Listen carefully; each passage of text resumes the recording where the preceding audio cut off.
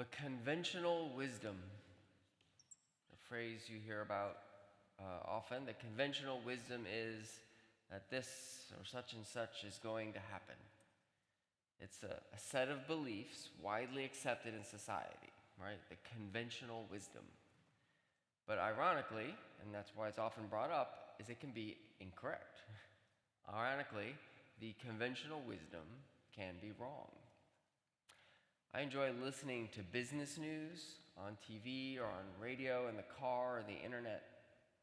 And I find that business news, whether it's from something like Bloomberg or BBC World News Business Report or something like that, I actually find it interesting. Their reporting on world news is less politicized than American sources because they care more about money than anything else, right? So they're less swayed by the political spin and just follow sort of what it means for the marketplace and the world. I don't know why I'm sharing all that with you, but the point is that as I listen to business news and talks about the markets and everything, there's been endless talk over the last year about the Fed, the federal interest rate, what the Fed's going to do, what the raising of interest rates, or when they're going to lower them, and how it will affect the economy. And you hear people talking and debating, is it going to cause a recession, or is it going to cause a soft landing of the economy, or a hard landing, or a medium landing? Dozens of experts getting on saying how this or that will happen, and then it doesn't. Economists with years of experience and prestige and great jobs who predict the wrong thing over and over again. It reminds me that conventional wisdom doesn't always carry the day. Here we are a year on from these interest rates and we're not in a recession. Conventional wisdom doesn't always carry the day.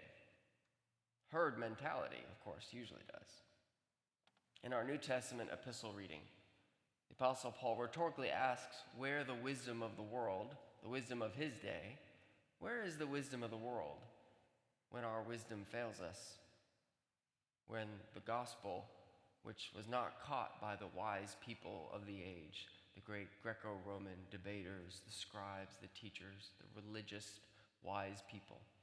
Where is human wisdom when the cross, when Jesus came and nobody saw it coming? The cross actually looks foolish, Paul says, according to human thinking. It looks foolish to us. What does this say about us and our wise thinking? What does it say about human wisdom? Apostle Paul writes, where is the one who is wise? Where is the scribe? Where is the debater of this age? Has not God made foolish the wisdom of the world? For since in the wisdom of God, the world did not know God through wisdom, it pleased God through the folly of what we preach to save those who believe. The world did not know God through wisdom. Of course, God gives us minds, gives us brains, and we believe in studying and in intelligence. Indeed, there's a book of Proverbs about wisdom, but the definition of wisdom in Proverbs is leaning not on your own understanding. But the implication is that God is not known through wisdom, the wisdom of the age, secular wisdom, Greco-Roman brilliance of Paul's time, or the religious and mystic experts that he encountered through his travels, or the wise Pharisees and religious leaders who all got Jesus wrong. We think we are to use our wisdom and gifts in our age and throughout history as a ladder to reach success, to reach the divine. And I think they are the same in modern society. Success, fame is seen as reaching divinity in our era. We think we are to use wisdom as a ladder to success. But we get to the top, we find that the emperor ourselves has no clothes. We're found to be lacking. And instead, the divine comes down to us. But in our secular world, we style ourselves as being outside of those old-fashioned, rigid laws of the old days. We're not like them. We're free. We're not strict and uptight like our grandparents' generation were. But just peruse some of the comment sections on social media, some of the comment sections on any viral, YouTube video or Instagram post. And the comments are horrible. They are absolutely horrible. People shaming and judging each other left and right. We are no different than the rigid, judgmental old days. There's lots of wisdom in the world, but I ran across this old quote, which I think sums up some of the wisdom of the world today. Decades ago, the dean of Grace Episcopal Cathedral in San Francisco, this was, I think, like in the early 90s, Alan Jones said this. I think it's a prophetic quote about our internet and social media age. He said this about American culture in the early 90s. We live in an age in which everything is permitted and nothing is forgiven. We live in an age where everything is permitted, but nothing is forgiven. That's human wisdom. Rage wins, be the loudest, have the biggest ego. You have the right to shame others for being wrong, for stepping on the wrong social button, landmine. That's how you climb the ladder of the world. Fake it till you make it. Whether it's countless stories of corporate failure and greed, or it's morally vacant politicians being caught in lies, there's the thought that we can climb the ladder to morally righteous status by puffing up ourselves and criticizing others. We live in an age where everything is permitted, but nothing is forgiven. Of course, we ought not to climb that ladder, the ladder of self-promotion, self-righteousness, but let the cross and God's holiness reveal our true character. And that is the function of God's law. In Lent, we read the Ten Commandments at the beginning of the service every Sunday. And our Old Testament reading today was, again, the Ten Commandments. We hear them, and often people think the Ten Commandments are a ladder in which we climb up to God. If we can check off the boxes of meeting the commandments, we'll get closer to God. But in fact, the Ten Commandments reveal God's character and our lack of character. As Jesus correctly deduces in the summary of the law, the Ten Commandments are to love your God with all your heart, soul, mind, and strength, and to love your neighbor as yourself. It shows us that God is truly holy, set apart, different, set apart from us, our bad thoughts, our selfish actions. God's law shows us what holiness is, what good is in the first place. Because when we hear the Ten Commandments, we often think, well, I do most of those. I don't murder, I don't steal. Well, maybe I covet a little bit. There's always someone with more money than us, somebody with more stuff than us. Do we truly honor God? Do we not put idols or anything before God? Do we not tell white lies, misconstrue things for our own financial benefit during tax season? As Jesus noted in the Sermon on the Mount, we have plenty of internal flaws that we're not aware of the things done and the things left undone. The Apostle Paul calls the law the ministry of death. That's what he calls it, the ministry of death. It reveals our sin. It shows that we are dead to sin.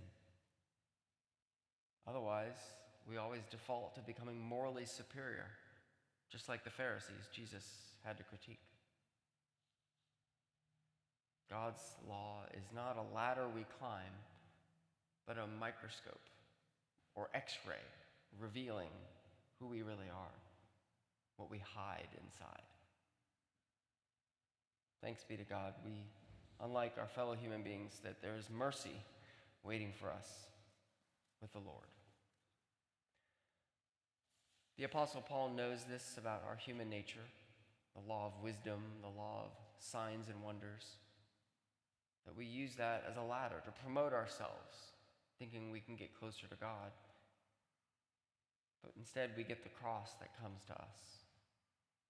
No ladder needed, no assembly required. The cross comes to us in our foolishness to think that we could ascend to God. For since in the wisdom of God the world did not know God through wisdom, it pleased God through the folly of what we preach to save those who believe. For the foolishness of God is wiser than men, and the weakness of God is stronger than men. When we let God be God, the cross becomes clear and its power to save. Not to present myself to the world, but to save me as I truly am. That's true wisdom. In today's gospel reading, we read John's account of Jesus overturning the tables in the temple, driving out the livestock with the whip of cords. This is a glimpse of divine judgment knocking us off our ladders. You find Jesus in the temple. He sees people selling livestock, right? Sheep, oxen, pigeons. And what's going on? Right? Why is this not a quiet, serene place of worship? Well, remember, the temple was the one place where Jewish people could offer sacrifice. It was the one place where they could come and offer atonement for their sins through these animals. They would buy the animals, and then they would be sacrificed in the temple for their sins. This is the Passover time, so it's crowded. More people than usual are there. But since people came from far away during this time of Passover, they would have different currency than the temple currency, different currency than what was accepted there. So they needed the money changers to change out their currency so they could buy the animals. And of course, I'm sure the money changers were honest and never overcharged an out-of-town tourist. No, of course, there was extortion. There were scammers right there in the temple of the Lord. And Jesus knew that. Jesus saw that. These sellers, these merchants, the animals all over the place, they were in this area called the Court of Gentiles. It was supposed to be the area where people could have access to the temple, where Gentiles could be as well. But it had been taken over by the money changers and the livestock sellers. So clearly, money was leading the decision-making amongst the religious elite.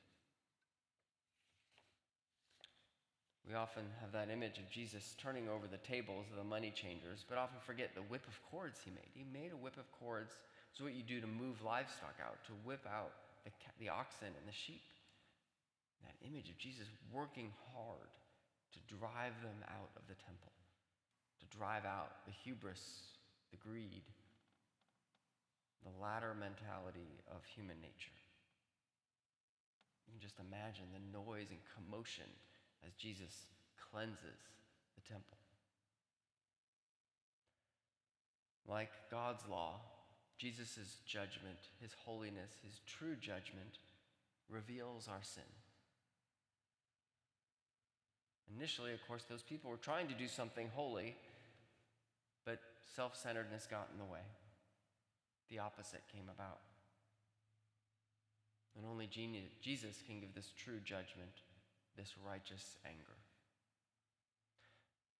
Right after Jesus does this, he says, "Take these things away. Do not make my Father's house a house of trade."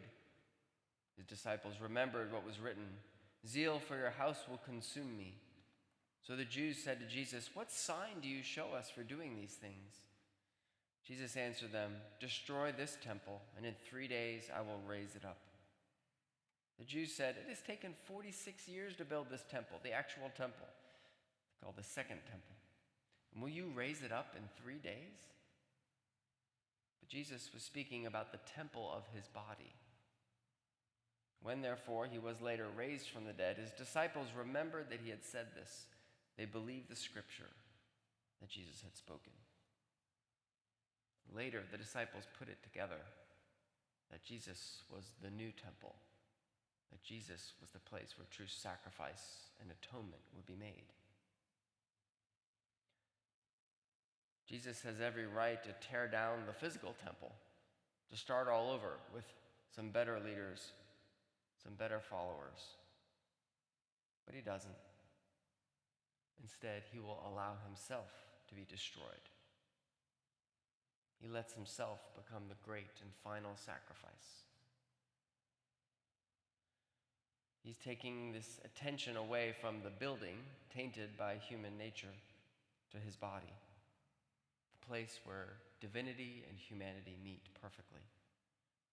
Taking attention away from the ladder mentality to follow the cross that comes down to us, where righteousness and peace kiss each other, where heaven and earth commingle at the cross and resurrection. Jesus comes to you. You don't have to climb, and you don't have to fake it anymore. We can put down the ladder, put down the wisdom of this age, the wagging finger of judgment, and trust in the goodness of Jesus. Jesus, who shows and sees our true nature, and yet still loves us, still raises us up by his sacrificial love. For the word of cross is folly to those who are perishing, but to us who are being saved, it is the power of God.